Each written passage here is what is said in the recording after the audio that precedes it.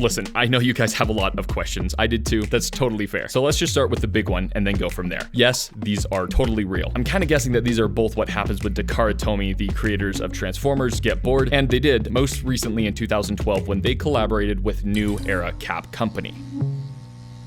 I'll admit, I most definitely spent way more money on this than any human should ever accept. But considering what he was originally priced at and what he was intended to be, he's actually got a few more tricks up his sleeves than I was expecting, including this one. He has this partially automatic transformation where the springs release and basically bring you halfway there. You still have to finish off most of it on your own though, and it is a neat idea in theory. The thing is, in execution, oh, what's that? Oh, I'm sorry, did I move on way too quickly? Yeah, you're right. I really want you all to just take a good second and get a good look at this guy's robot mode. You know, just take it in, soak it up. It's something special, I think. There's something wild and beautiful about this I just can't quite wrap my head around. No, but seriously, this is probably the single dumbest looking robot mode I've ever seen. Can you blame the guy? Anyways, for now, I'm gonna actually need you to sit down for this next part because this guy's name is Captimus Prime. You son of a... And yeah, of course it's Optimus Prime because, you know, who else would it be? It's always the big man. Granted, I don't really know if his name means that this is Optimus Prime if he were to hypothetically turn into a hat, or if a transforming hat just decided to name himself after Optimus Prime, but, you know, based on his robot mode. Yeah, I'm gonna go with that second one. Captimus Prime was a part of a 2-figure collaboration lineup called the Capbots, and yeah, if you're wondering, his black and purple repaint buddy is named Capticon, because why not? I'd say that maybe the most shocking part of this figure is that it's actually good. Like, besides just being a novelty item, which is what it was made for, his transformation's far more complex than it could have been, and his posability, it's crazy good. So just for all my collector nerds out there, he's got all the basic expected articulation, plus he's got ankle tilts, thigh swivel, oh, and he's also got this whole separate neck piece on a hinge that's just designed to pull his head out so he can look anywhere he wants. Wildly unnecessary, but really awesome. He's also got these little hat kibble pieces hanging off of his arms, which don't actually annoy me here because they just look like little knives, and he doesn't come packed with any weapons, so yeah, I can work with that. Why? Gentlemen, listen, I wish it ended there, and lady, just one probably, but I see you. It just kills me that there's this massive glaring issue on this thing, and it's a big deal. It's the automatic transformation. It sucks. I don't mean that it doesn't do its job properly. I mean, it actually does it too well because the hat mode will not stay tabbed together. The springs pounce everything open the second you breathe on it wrong, which begs the question, why? Like, why did it have to be spring loaded? I'm generally against gimmicks in Transformers exactly because of stuff like this. If it's not done perfectly, it just compromises the whole thing, and even if it doesn't, I can guarantee you it will years down the road when the springs loosen or the electronics bug out. I know it's an attraction gimmick, but so is, I don't know, being an Optimus Prime baseball cap. Not to mention, it would have also saved a Takara Tomy budget, so like that's a win-win. Takara, you like money, right? Mine? This guy either needed to have a normal transformation or at the very least tabs that would lock in tightly to hold the springs at bay, but he has neither, so this is what happens at the drop of a hat. That was pretty funny. Anyways, aside from that, there's really only one other problem with this guy, which is he kind of needs a buddy. This is the Transformers Sports Label Nike collaboration project. It's wild to say this after what I just reviewed, but yeah, this is by far the weirdest toy I've ever gotten my hands on. Also, easily the most expensive. Please help me. I can't keep doing this. Guys, I gotta square with you. I think I might actually have an addiction to weird toys that, frankly, I just can't afford to pay for much longer. Because of this, it may be time for me to start considering unconventional options for funding. Some methods that might even be considered less favorable or even extreme in the eyes of the law.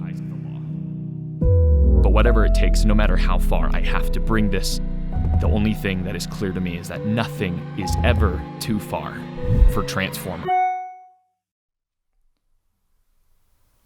Oh, thank heavens. Today's amazing channel sponsor is the one and only FlexiSpot. What you're seeing here in front of me is the FlexiSpot Pro Height Adjustable Standing Desk. And honestly, we might just be looking at the new king of affordable desks. This has everything from the height range to the customizable buttons to something I haven't personally seen before, which is the personalized standing reminder. You can activate a setting on the control panel to where the desk will give you a little beep after a pre-designated amount of time that you've set. It's a huge game changer for me and my lazy butt, okay? I'm also not exactly a handyman, if you couldn't tell by immediately looking at me. So it is most important to me that they ship these things with everything included and really easy to assemble. And the proof is in the pudding, because I can promise you this would not be sitting here in front of me right now if it was not an absolute piece of cake to assemble. No sponsors worth that kind of pain, let's be honest. So definitely make sure to check them out. I've listed the link to both FlexiSpot and this specific desk in the description below. And thank you once again to FlexiSpot for sponsoring this video. I have no clue what was going on at Takara and Hasbro headquarters in 2007, but they made some unhinged Transformers just for kicks and giggles. I guess Nike was feeling friendly, so this is a weird little blessed curse that we got as a result. But now we get to play this little game that I like to call,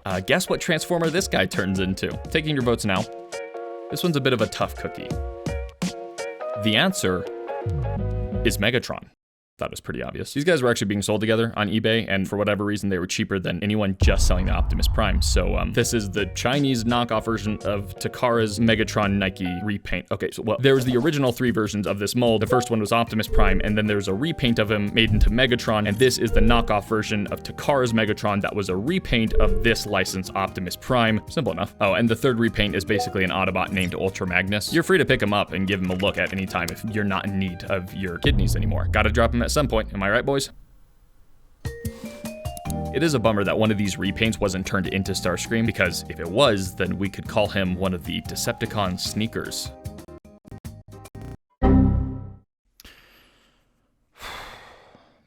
They both come packed in these little shoe boxes, and this is genuinely a good package because, like the good old days, you can restore and display them just like this after you open him. And I feel like that's especially important for a weird novelty item like this. The detailing and paint of the shoe is just crazy. I don't ever usually go out of my way to talk about paint jobs because it's not normally a big deal for me, but somehow they textured and colored this to actually look exactly like a shoe. The fabric, rubber, laces. Oh, but these are actually real laces. And just for fun, in terms of random, overly specific breakthroughs that this figure made and has held to this day, I guess, he stands as the only Transformer to have tying a knot as an official part of the conversion. It's the only Transformer to have Optimus Prime and Megatron share an identical body mold. It's the only Transformer to ever use a lace as a weapon. It's the only Transformer to ever wear a pair of human sneakers. Oh, and the best one, believe it or not, it's also the only Optimus Prime to ever turn into a shoe.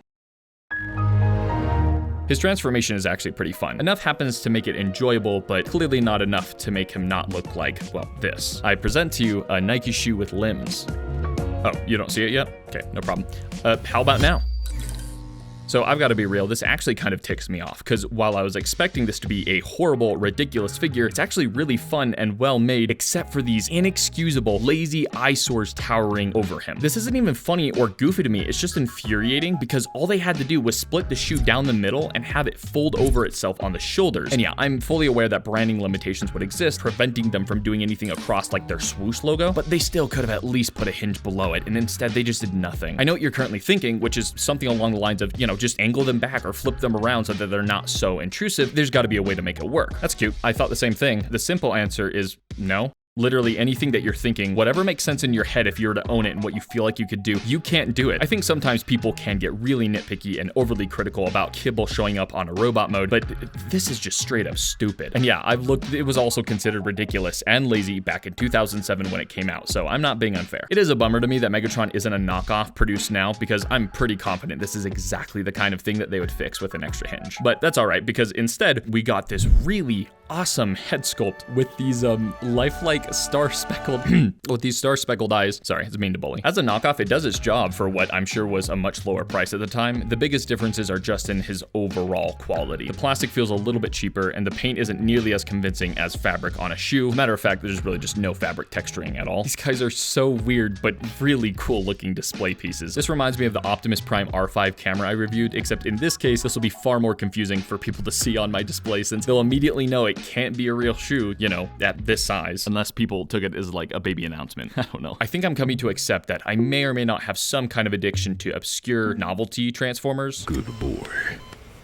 So I'd like to formally blame all of you for watching because, shame on you for supporting an addiction. What's wrong with you? Despite having this unforgivable problem, I'd be lying if I said that this glaring issue ruined the whole figure for me, because it doesn't. It's just really fun, and I like it way more than I thought I would. I'm also shocked to say that the Captimus Prime is even better as a figure, and he's really clever. It's just a solid design that leans fully into its own ridiculous idea, but then still tries to make a good action figure out of it. What really sucks is that his flaw compromises the entire handling of this figure all the time, especially in his novelty hat mode. Even the Nike Optimus Prime doesn't do that. Either way, you bet your boots, I'm very proud to own every single one of these.